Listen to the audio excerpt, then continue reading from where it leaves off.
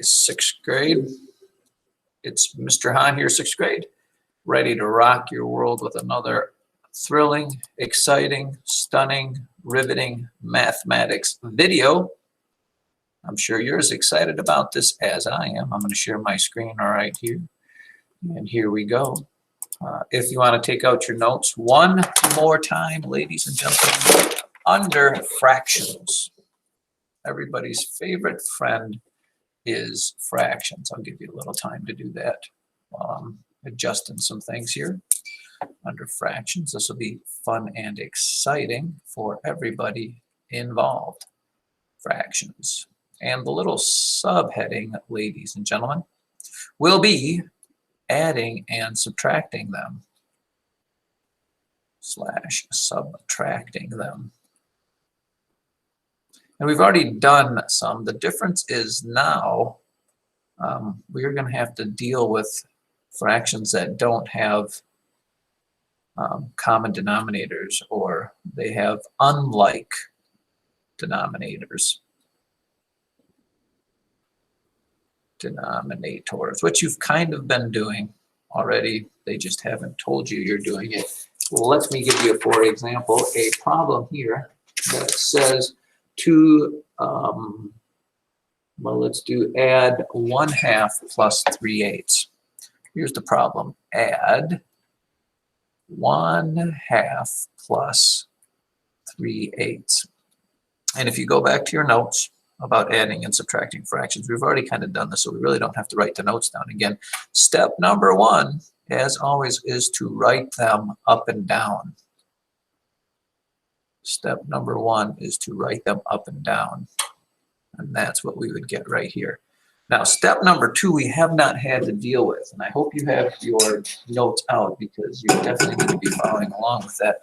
Step number two in your notes would say to make common denominators. Which means this, boys and girls and ladies and gentlemen, you cannot add or subtract fractions together unless their bottoms are the same. In this case, it's not. They're not. You can't just add 1 plus 3 and get 4, and 2 plus 8 and get 10. Not the way fractions work. So in order to make common denominators, this is what we do. Okay, you're going to write equals and equals. We have to figure out what bottom number to make both of these fractions. Okay, and that bottom number is really the least common multiple of 2 and 8. Not factors, but multiples. And I'll do it out right now just to give you the gist. In other words, you have 2 and 8. What are multiples of 2? 2, 4, 6, 8, and 10. What are multiples of 8? 8. You can stop once you get to the first one. They both 2 and 8 go into 8. So that is my common denominator. I'm going to make both of these 8. And I need to see this, ladies and gentlemen, on your homework. It's imperative. And this is how it works here. Now, these are just making equal fractions like we've been doing for so long. This one already is an 8. You know, you could put times 1 there because that's what it is. And 3 times 1 gives me 3. This one's not going to change because it already was 8. This one is going to change. How do you go from 2 to 8? You have to multiply by 4. So I have to multiply the top by 4. And 1 times 4 is 4. Now, ladies and gentlemen, that they have common or the same denominators, now you can add them together, which, if you look at step 3 in your notes, you keep the same bottom number and you add the top 2 numbers together, which would be 4 plus 3 is 7. 7/8 is your answer. Step number 4, I believe, as always with fractions, it says to simplify, which means you'd have to either reduce or change it to a mixed number if it's improper or whatever, but this one is fine just the way it is. So it is 7/8. It is 7/8. I can tell you are ready for another one. How about this one? Take another shot of coffee here. Still pretty early in the morning, 6th grade. Let me find a good problem here.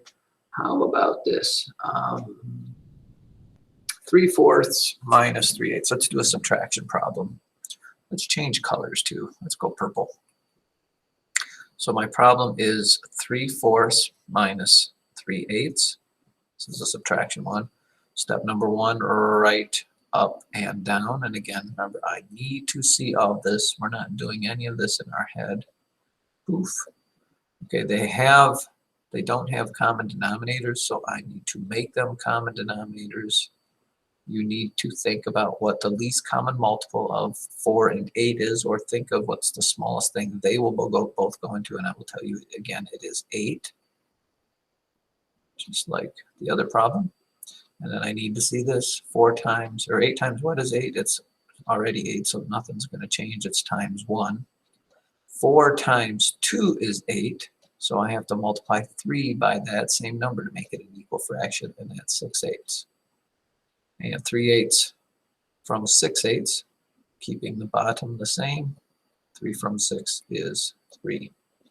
And we have to simplify if we can, and in that case, we cannot. Let me give you, let's do a harder one, because I know you're saying it cannot just be this easy. Let's do 1/2 plus 1/3. 1/2 plus 1/3. 1/2 plus 1/3. All right, and again, can't add them together because they have to have the same bottom numbers. What's the smallest thing that 2 and 3 will go into? And that would be, I mean, if you did multiples, it would be 6. This time I have to change both of them. So 3 times 2 is 6. 1 times 2 is 2. 2 times 3 is 6. 1 times 3 is 3. And then I add them together. I get 5/6. How about that, children? That's about as exciting as it gets. Now, one other thing that the book may ask you to do is this. Now listen carefully to me. Under fractions as well, I start a new page here because we got a little bit of time. Under fractions as well, if you would write comparing fractions,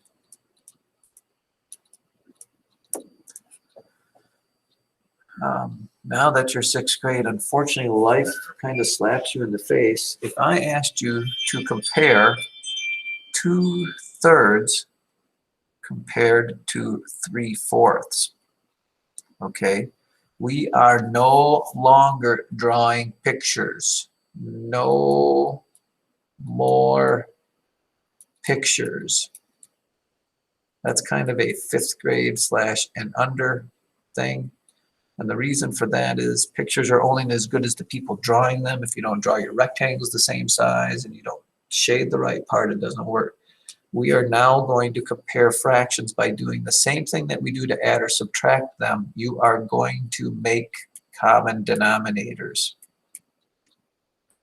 because that always tells you exactly the denominators. That will tell you exactly which one is bigger or smaller. So here, again, writing them side by side, 2/3 equals what? 3/4 equals what?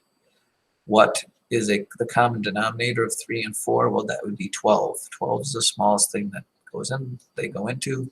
3 times 4 is 12. So 2 times 4 is 8. 4 times 3 is 12, and 3 times 3 is 9. And now that you've got this being equal to 8/12 and this equal to 9/12, I know that this one is larger.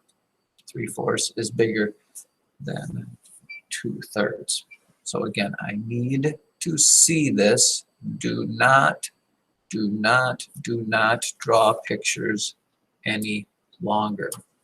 I'm going to do one more. Let's find a nice tough one here. How about 2/3 compared to 3/5? 2/3 compared to 3/5. All right, 2/3 equals what fraction compared to 3/5, that equals what fraction? Both what does 3 and 5 go into? Hopefully you can see that is 15. 3 times 5 is 15. 2 times 5 is 10. 5 times 3 is 15. 3 times 3 is 9. 10/15 is bigger than 9/15. So 2/3 is bigger than 3/5. Very good. Thank you, 6th grade, for watching. We will definitely have some work with this. And it's Mr. Hahn signing out.